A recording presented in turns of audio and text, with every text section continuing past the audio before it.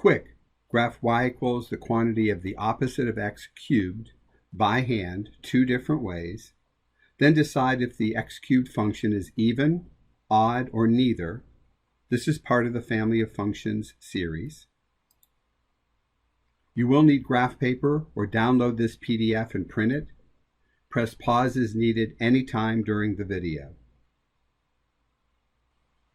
The first way is with what we call the cubic dance. Normally we start at the origin, and since the opposite of 0 is 0 and x cubed is 0, we will still begin at the origin. Because of the opposite sign in front of x, we need to take the opposite of x before cubing. For example, if we put in 1, take the opposite as -1, cube that, it's -1. So it's right 1, down 1. The opposite of 2 is -2, and when you cube a negative, you get a negative, in this case, 8.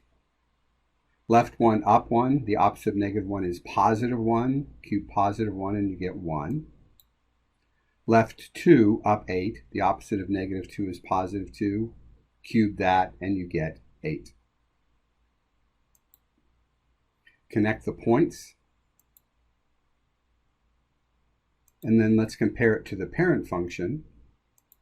And you can see that the parent function and the f of opposite of x are not equal. So this is not an even function. But if we look at the graph of the opposite of f of x, you can see that the green and the brown functions are equal, which means the cubing function is an odd function. Second way, using a table, we'll use these 5 values. So we're going to keep the x coordinates the same, but we have to take the opposite and then cube it. So when we take the opposite of 2, it's -2, and cube that is -8. So we plot the point when x is +2, y is -8. X is 1, the opposite of 1 is -1, cube that is -1, so 1, -1. The origin remains unchanged here.